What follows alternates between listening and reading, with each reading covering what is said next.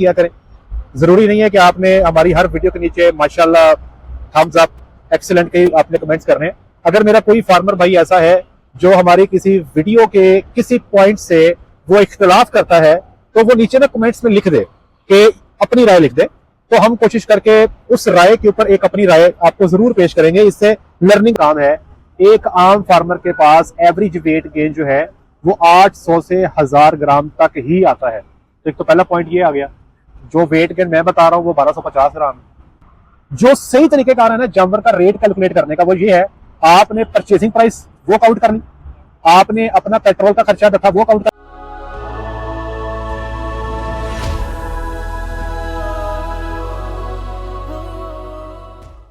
जी बिस्मिल्लाहिर्रहमानिर्रहीम, अस्सलाम वालेकुम वरहमतुल्लाहि वबरकातुहू। मेरा नाम है डॉक्टर मोहम्मद मुज़म्मिल हसन। एक नए सेशन के साथ आपकी खिदमत में हाजिर है। तमाम तारीफें अल्लाह पाक के लिए जिसने मुझे आपको पूरी कायनात को बनाया। हमारे साथ मिलकर दरूद शरीफ पढ़ लें। अल्लाहुम्मा सल्ली अला मुहम्मदिन व अला आलि मुहम्मदिन कमा सल्लैता अला इब्राहीम व अला आलि इब्राहीम इन्नका हमीदुम मजीद। अल्लाहुम्मा बारिक अला मुहम्मदिन व अला आलि मुहम्मदिन कमा बारकता अला इब्राहीम वअला आलि इब्राहीम इन्नका हमीदुम मजीद। आपके साथ ईद गिफ्ट के तौर पे इस दफ़ा मैंने एक फैटनिंग का जो प्रोजेक्ट है, जानवरों को फरबा करके मार्केट में सेल करना, उसके हवाले से एक फिजिबिलिटी रिपोर्ट मैंने आपको बना के पेश की थी और एक तोहफा दिया था, आपको ईद का तोहफा दिया था। तो उसके ऊपर हमारे फार्मर हैं, उन्होंने एक कमेंट किया है। मैं थोड़ा सा उस कमेंट को जो एक्सप्लेन करना चाहूँगा। और एक चीज़ मैं आपको बताना चाहता हूं कि आप इस किस्म के कमेंट्स लाजमी नीचे किया करें। ज़रूरी नहीं है कि आपने हमारी हर वीडियो के नीचे माशाल्लाह थम्स अप एक्सीलेंट के आपने कमेंट्स करने हैं। अगर मेरा कोई फार्मर भाई ऐसा है जो हमारी किसी वीडियो के किसी पॉइंट से वो इख्तिलाफ करता है तो वो नीचे ना कमेंट्स में लिख दे कि अपनी राय लिख दे, तो हम कोशिश करके उस राय के ऊपर एक अपनी राय आपको जरूर पेश करेंगे। इससे लर्निंग होती है, बंदा सीखता है। कुछ हम आपसे सीखेंगे, कुछ आप हमसे सीखेंगे, कुछ इश्यूज आप बयान करेंगे, कुछ इश्यूज हम बयान करेंगे। तो मैंने जो फिजिबिलिटी रिपोर्ट आपके साथ शेयर की थी उसके कुछ चंद चीजें मैंने आपको बताया था कि 25 चावरों की वो फिजिबिलिटी थी। 220 kg चावरों का वेट लिया था। चावरों का जो वेट गेन लिया था वो 1250 ग्राम जो डेली का एवरेज लिया था। और जानवरों को खुराक में जो है साइलेज, वंडा और भूसे का इस्तेमाल किया गया था। और आखिरी महीने में जब जानवर को तैयारी पे लेकर गए थे तो 4 किलो वंडा, 17 किलो साइलेज और 1 किलो जो है भूसे का इस्तेमाल किया गया था। और साथ में जो प्रॉफिट मार्जिन मैंने आपको एक्सप्लेन किया था वो मैंने आपको एक्सप्लेन किया था तकरीबन 16% जो है आपकी इन्वेस्टमेंट के ऊपर जो है प्रॉफिट दिया था, जो तकरीबन एक बछड़े के पीछे 25 से 30 हजार रुपया बनता है। अब इसके ऊपर एक हमारे फार्मर का कमेंट आया है, तो मैं फिर बता रहा हूँ ये तनकीद नहीं है, मैं फिर बता रहा हूँ ये तनकीद नहीं है। खुदारा इसको नेगेटिव सेंस पे ना लेके जाइएगा कि डॉक्टर साहब आपने जो है ये क्या किया। मैं बंदे का नाम भी नहीं लूंगा, सिर्फ कमेंट पढ़ूंगा और इस कमेंट के ऊपर जो है थोड़ी सी राय देने की कोशिश करूंगा। हो सकता है इससे कईयों का फायदा हो जाए। कमेंट ये है कि वो कह रहे हैं कि गुजारिशात हैं कुछ ये कि 1250 ग्राम का जो वेट गेन है ये बहुत मुश्किल काम है। मैंने जो फिजिबिलिटी आपसे एक्सप्लेन की थी, मैंने आपको बताया था 1250 ग्राम का जो वेट गेन है रोजाना का मैंने बताया था। ये कह रहे हैं कि 1250 ग्राम का वेट गेन बहुत मुश्किल काम है। एक आम फार्मर के पास एवरेज वेट गेन जो है वो 800 से 1000 ग्राम तक ही आता है। तो एक तो पहला पॉइंट ये आ गया। जो वेट गेन मैं बता रहा हूँ वो 1250 ग्राम है। जो वेट गेन एक फार्मर के पास आ रहा है वो कह रहे हैं सिर्फ 800 से 1000 ग्राम है। इसका मतलब ये हुआ कि तकरीबन 400 ग्राम पर डे का फर्क लग गया। दूसरे नंबर पे उनका एतराज ये है, आपने मिनरल्स, मल्टीविटामिन, नमक, हाजमे के लिए पाउडर या हरी चटनी वगैरह, सरसों का तेल का खर्चा इसमें शामिल नहीं किया। ये दूसरा पॉइंट आ गया। तीसरा पॉइंट ये है कि आपने लॉस मार्जिन कैलकुलेट नहीं किया। हर जानवर एक जैसा वेट नहीं बढ़ाता। ठीक है, 3 पॉइंट हो गए। चौथा पॉइंट है कि आपने मंडी के खर्चे, मंडी से फार्म तक की ट्रांसपोर्टेशन कास्ट शामिल नहीं की। चौथा पॉइंट आ गया। पांचवा पॉइंट ये है, मादरत के साथ आपकी किताबी बातें, प्रैक्टिकली इस काम में इतना नफा नहीं है। मुझे पिछले 4 साल से इस काम से मुंसलिक हूँ। 10 से 12 हज़ार फीस जानवर ही बचत निकलती है। तो ये एक फार्मर का जो प्रैक्टिकली कर रहे हैं, उन्होंने ये 5 बातें हमारे साथ शेयर की हैं। जारी बात है, जो बंदा कर रहा होता है ना, तो जब वो देखता है कि यार अगला बंदा जो बात करने वाला है वो डबल प्रॉफिट शो कर रहा है, तो एक दफा बंदे को ख्याल तो आता है कि यार ये कैसे मुमकिन है। ठीक है ना। मिसाल के तौर पे अगर मैं फ्रीजन गायों से 30-32 की एवरेज ले रहा हूँ, कोई फेसबुक पे कल को बंदा कोई आके ये क्लेम करते हैं मैं 42 की एवरेज ले रहा हूँ, तो एक दफा तो मैं भी परेशान होऊंगा कि यार ये कैसे हो रहा है। तो शायद मैं जल्दी उसको एक्सेप्ट भी नहीं करूंगा। लेकिन अब मैं आपको इन सवालों के जवाब देने की कोशिश करूंगा ताकि हमारे तमाम फार्मर भाई जो है इसको गौर से समझ सकें। पहले नंबर पे जो बात है जी, 800 से 1000 ग्राम तक का वेट गेन। इसमें इन्होंने अगले कमेंट में एक बात की है कि गर्मी के मौसम में ये वेट गेन ये भी नहीं आता। तो सर, वेट गेन लेने के लिए या जानवर से पूरा गर्मी में दूध लेने के लिए जरूरत क्या है? प्रॉपर शेड की। अब आपको मैं फ्रीजन की बात कर देता हूं पहले एग्जांपल समझाने के लिए। ऐसे लोग भी हैं जो गर्मी के मौसम में फ्रीजियन गाय से 16 की एवरेज लेते हैं। ऐसे लोग भी हैं जो फ्रीजियन गाय से जून जुलाई अगस्त में 27 की एवरेज ले रहे हैं। गाय तो वही है। यहाँ पे जो फर्क है वो किस चीज का है? फर्क ये है कि उस बंदे ने गर्मी के मौसम में अपने शेड के टेम्परेचर को मेंटेन रखा हुआ है। अगर आपने फैटनिंग करनी है और आपने जानवरों को सिर्फ एक शेडेड एरिया दिया हुआ है, सायादार, कोई पंखा नहीं है, कोई कुछ नहीं है, और मैंने तो ये भी देखा है कि हमारे भोले भाले फार्मर्स ने खुरलियां जो है वो भी बाहर धूप में बनाई होती है। ठीक है जी। जानवर बेचारा धूप में खाता है, बाद में आके साए में बैठ जाता है। भाई अगर आपका जानवर गर्मी के मौसम में स्ट्रेस लेगा तो ये वेट गेन बिल्कुल नहीं आएगा। हम जो शेड्स बनाते हैं उस शेड में हम किन चीजों का ख्याल रखते हैं कि जानवर की खुरली खाने वाली और पानी वाली दोनों सायादार जगह में, जानवर को बैठने के लिए कच्ची और सायादार जगह, और इसके साथ साथ जानवर को फैंस और ओकेजनली बीच में शावर्स भी दे दिए जाते हैं। फैंस और शावर्स जो है वो हम सोलर के साथ जो है खर्चे को मैनेज करते हैं। रात वैसे ही बेहतर हो जाती है, और चूंकि ये ब्रीड नहीं है वो इतनी गर्मी करने वाली देसी जानवर है, इनके लिए हल्का सा छट्टा शावर का और फैज जो है वो काफी हो जाते हैं और ये अपना अच्छा वेट गेन कर देते हैं। तो पहले नंबर पे ये बता दूं कि ये फिर मैं किताब से नहीं कर रहा भाई, किताब पर तो इसकी फिजिबिलिटी मुझे मिली नहीं जो प्रैक्टिकल है। अगर आपको वाकई लगता है कि किताब में ये चीजें आपको मिल जाती हैं कि ये परचेजिंग प्राइस क्या है, स्लॉटर हाउस की कीमत की प्राइस क्या है, तो फिर तो फिजिबिलिटी हर बंदा ही बना लेगा। मैंने जो फिजिबिलिटी आपसे शेयर की है, ये जो हमने हासिल किया है, ये हम आपको वो बता रहे हैं। लोग मुझे बहुत कहते हैं कि बकरियों के ऊपर वीडियो बनाओ, उनकी फिजिबिलिटी बनाओ, लेकिन आपने देखा होगा आज तक मैंने बकरी के ऊपर फिजिबिलिटी नहीं बनाई, ना लब कुशाई की है। भाई मुझे पता ही नहीं है, मैंने कभी एक बकरी पाल के नहीं रखी, तो मैं यहाँ पे आपको फिजिबिलिटी कैसे बताऊंगा?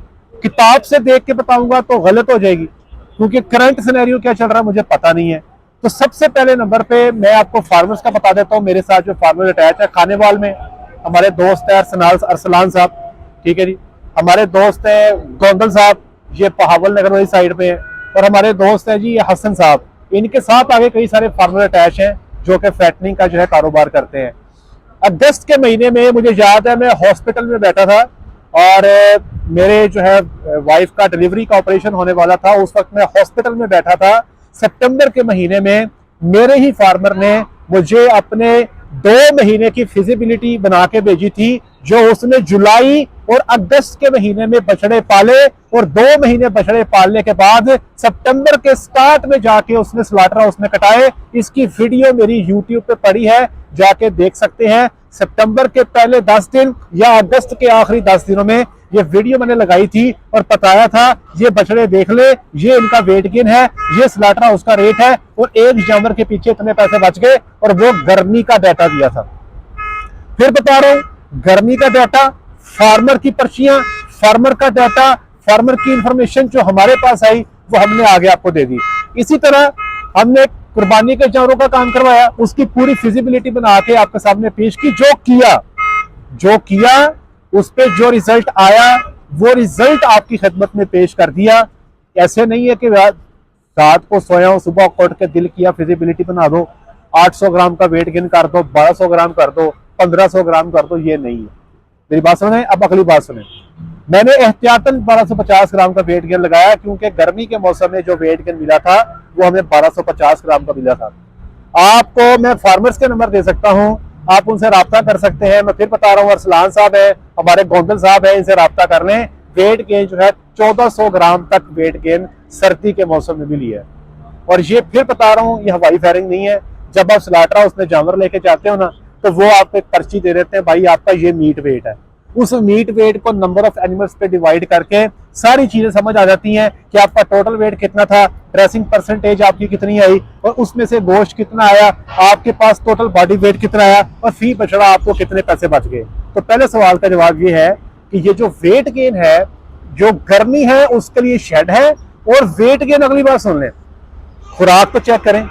17 किलो साइलेज, मैं अगर आपको सीधी सी बात बताऊं, 17 किलो साइलेज जो है, इसका ड्राई मैटर देख लें, 4 किलो वनडे का ड्राई मैटर देख लें, और 1 किलो तूड़ी, 9.5 किलो ड्राई मैटर, ये हमने उस जानवर को दिया जो तकरीबन 325 किलो का है। तो इसका अगर आप ड्राई मैटर देखें तो 3% बॉडी वेट पे हमने इसको ड्राई मैटर दिया। कौन देता मुझे बताएं इतना। अगर तो आप इसको कंपेयर कर रहे हैं उस फैक्टरिंग के साथ कि मर्जी से खुराक डाल दी, मर्जी से वेट गेन ले लिया, सर ये ऐसे नहीं है, कैलकुलेटेड है। ड्राई मैटर कैलकुलेशंस की जाती हैं, एनर्जी कैलकुलेशंस की जाती हैं, प्रोटीन की कैलकुलेशंस की जाती हैं, तब जाके ये वेट गेन आता है। अगर आपके मर्जी से ला के, मर्जी का पट्टा तट्ठा डाल के, आप मर्जी का बंडा डाल के, या आपको सुबह रोटियां पाती है, शाम को कल पाती, एग्जाम्पल दे रहा हूँ, तब उस तरह से वेट गेन नहीं आएगा। वेट गेन लेने के लिए आपको जानवर को साइंटिफिक बुनियादों पे खुराक देनी पड़ेगी। और देखें खुराक कितनी खर्चा, तो चेक करें कितना तोड़ने का खर्चा किया हुआ है। ये तो पहले सवाल का जवाब हो गया। दूसरा, वो कह रहे हैं मिनरल्स, मल्टीविटामिन, नमक, हाजमा का पाउडर, ये वो इसका खर्चा शामिल नहीं किया, और हरी चटनी का खर्चा, सरसों के तेल का खर्चा शामिल नहीं किया। तो सर मैं आपको बताना चाहता हूँ, ना तो हम जानवर को हरी चटनी देते, ना ही जानवर को हम सरसों का तेल देते हैं। फैटनिंग में मैं नहीं देता। जो मिनरल्स, विटामिन, नमक वगैरह है, ये वनडे में शामिल कर दिए जाते हैं। वनडे की कॉस्ट अगर आप जाके चेक करें, मैंने 95 रुपए किलो वंडा लगाया था, 3800 रुपए की बोरी। 3800 रुपए के अंदर आप जो वंडा बनाते हैं, आप उसमें सारी चीजें बैलेंस कर सकते हैं। मिनरल्स, विटामिन, नमक, एच एंड एवरीथिंग जो है वो इस कॉस्ट के अंदर शामिल की जाती है। फिर जाके जो है आप अपना इस मार्जिन को पूरा करते हैं। और चूंकि हम जानवर को खालिश खुराक देते हैं, हमें ये हरी चटनियों की, ये सरसों के तेल मेल की हमें जरूरत ही पेश नहीं आती। और हमें अल्हम्दुलिल्लाह अज़ीज़ ना ही कभी महसूस हुआ कि यार हमारे जानवर में कोई कमी रह गई, हम इसको देते ही नहीं। तीसरा बात यह कि लास्ट मार्जिन कैलकुलेट नहीं किया, हर जानवर एक जैसा वेट गेन नहीं करता। बिल्कुल आपकी बात 16%, 150% ठीक है, जानवर सारे एक जैसा वेट गेन नहीं करते। ये जो 1250 ग्राम मैंने बताया, ये एवरेज है। इसमें कोई 1000 ग्राम वाला भी होगा, कोई 1100 वाला भी होगा, कोई 1300 वाला भी होगा, कोई 1400 वाला भी होगा। सारे जानवर एक जैसा वेट गेन नहीं करते। हमारे पास वेरिएशंस आती हैं। जब भी हम वेट गेन करते हैं, हमारे पास 900 ग्राम से लेकर 1500 ग्राम के बीच में वेट गेन आ रहा होता है। सर्दी के मौसम में 1200 से 1600 के ग्राम के बीच में आ रहा होता है, गर्मी के अंदर 900 से 1500 के बीच में आ रहा होता है। तो वो जो आपको मैंने वेट गेन बताया है, ये मैंने आपको एवरेज वेट गेन बताया। हाँ, लास्ट मार्जिन की आप बात ठीक कर रहे हैं कि मैंने जितने जानवर 25 बताए थे, 25 के 25 जानवर मैंने स्लॉटर करवा दिए। उसकी पीछे वजह ये थी कि अभी तक मैंने जितने लोगों को फैटनिंग करवाई है, अल्लाह का शुक्र है, वहां पे हमें किसी किस्म की कैजुअलिटी का या मोर्टेलिटी का सामना नहीं करना पड़ा। लेकिन चूंकि जिंदा चीज है, यहाँ पे मोर्टेलिटी हो सकती है, तो आप लोग अपने समझ के मुताबिक 1%, 2%, 5%, जितना आपका दिल करता है वो आप मोर्टेलिटी बीच में फिजिबिलिटी के शामिल कर सकते हैं। लेकिन जानवर हार्डी है, जानवर सेहत जो है थोड़ा सा सख्त मिजाज है, देसी है, तो इसमें कुव्वत बर्दाश्त ज्यादा होती है। अगले नंबर पर, अच्छा एक और बंदे का नाम लेना भूल गया, ये लास्ट टाइम मेरे पास ट्रेनिंग पर आए थे, पाक पतन से था लड़का, आसिफ नाम था। इसके पास भी माशाल्लाह ठीक ठाक फैटनिंग के जानवर है। जो आपको फिजिबिलिटी मैंने बताई, ये सेम फाइंडिंग उसकी भी थी जब मेरे पास वो ट्रेनिंग करने आए लास्ट टाइम। मैंने फैटनिंग फिजिबिलिटी बना के पेश की, तो उसने हमारी फिजिबिलिटी के साथ इत्तेफाक किया, क्योंकि वो बंदा अपना साइलेज बना के वो भी यही वेट गेन जो है अपने जानवरों से ले रहा है। आपने कहा जी अपने मंडी के खर्चे और मंडी से फार्म तक का ट्रांसपोर्टेशन शामिल नहीं किया। देखिए सर, जो आप फार्म से जानवर परचेज मंडी से जानवर परचेज करते हैं ना, वो कॉस्ट नहीं होती। कई दफा ऐसे होता है कि फार्मर 530 रुपए केजी लेता है 220 किलो का जानवर, जब वो फार्म पे आता है तो 200 का रह जाता है। उसकी सिलेक्शन ही ठीक नहीं होती। जो सही तरीकेकार है ना जानवर का रेट कैलकुलेट करने का, वो ये है, आपने परचेजिंग प्राइस वो काउंट कर ली, आपने अपना पेट्रोल का खर्चा था वो काउंट कर लिया, उसके बाद आपने रास्ते में रोटी छोटी खाई वो काउंट कर ली, आप जानवर को मंडी से फार्म पे लेके आए वो काउंट कर लिया, ये सारे खर्चे जमा कर लें। इसके बाद आपने अपने फार्म पे जैसे ही जानवर आएंगे उनका बॉडी वेट करना है, फिर आप देखेंगे कि आपको पर केजी कितना पड़ गया। लास्ट टाइम की बात है, ये तकरीबन जनवरी या दिसंबर के एंड की बात है, दिसंबर की होगी गालिबन। चीचा वतनी में इफ्तिखार साहब मेरे फार्मर है जी, मैं नाम भी साथ बता रहा हूँ। चीचा वतनी में इफ्तिखार साहब मेरे फार्मर है, उनका मुझे मैसेज आया, उन्होंने कहा जी मुझे पता है मेरी परचेजिंग सही है या गलत है। वो कहते जी मेरा पेट्रोल का खर्चा, मेरा खाने का खर्चा, मेरे पीने का खर्चा, मेरा गाड़ी का खर्चा, वहां जाने का खर्चा, जानवर को फार्म तक लाने का खर्चा, मुझे जानवर जो फार्म पे 498 रुपए किलो में कॉस्ट कर गया। क्या मेरी परचेजिंग ठीक है? तो मैंने उसको कल अप्रिशिएट किया था, भाई आपकी परचेजिंग बिल्कुल ठीक है। मैंने जो फिजिबिलिटी में आपको रेट दिया वो 560 रुपए दिया, और मैंने आपसे ये अर्ज की थी कि इस फिजिबिलिटी में जो रेट है ये आपने अपने हिसाब से जो आपकी परचेज प्राइस है आपने इसको मैनेज करना है। आप 540 में कर लेते हैं, आप 540 लिखेंगे, आप 600 में कर रहे हैं, आप 600 में लिखेंगे, जो भी खर्चा आपका आ रहा है आपने वही लिखना है। इसी तरह स्लाटर हाउस की कीमत कभी 1140 है, कभी 1120 है, कभी 1075 है, कभी 1090 है। ये चीजें शिफ्ट होती रहती है, चेंज होती रहती है मौसम के हवाले से, और साथ ही साथ डिमांड के हवाले से ये आप इसको चेंज करते रहते हैं। तो बाकी बात आपकी बिल्कुल ठीक है सर, मैं तो इस बात का कायल हूं। जो आखिरी पॉइंट आपने कहा कि किताबी बातें, मैं फिर कहूंगा मैं किताब से देख के कुछ नहीं बताता आपको। लंपी स्किन का मसला बना था ना 2 साल पहले, तो लंपी मैंने कभी देखी नहीं थी। किताबों में बड़ा कुछ था कि लंपी ये है, लंपी वो है, लंपी का यही इलाज है। लेकिन मैंने बोला क्या किया था, मैंने अपने स्टूडेंट को सूडान में कॉल की थी, सूडान में बीमारी लंपी काफी देर से है, और मेरे स्टूडेंट ने ये बीमारी वहां पे देखी थी।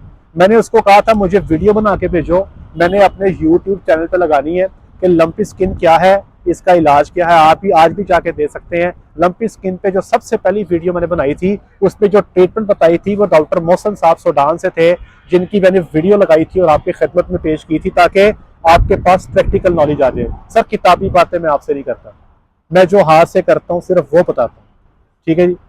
अदरवाइज मेरी वीडियो को देख के कोई बंदा डी ट्रैक हो जाए गलत पासे तौर पे, उससे फिर मुझे तकलीफ होती है, ठीक है। इसलिए जो बताया जा रहा है, मैंने आपको फार्मर्स के नाम बता दिए, आपको जगहों के नाम बता दिए, उनसे आप क्रॉस वेरीफाई कर सकते हैं। ये रिजल्ट्स जो हमने लिए हैं हम आपको वो बता रहे हैं।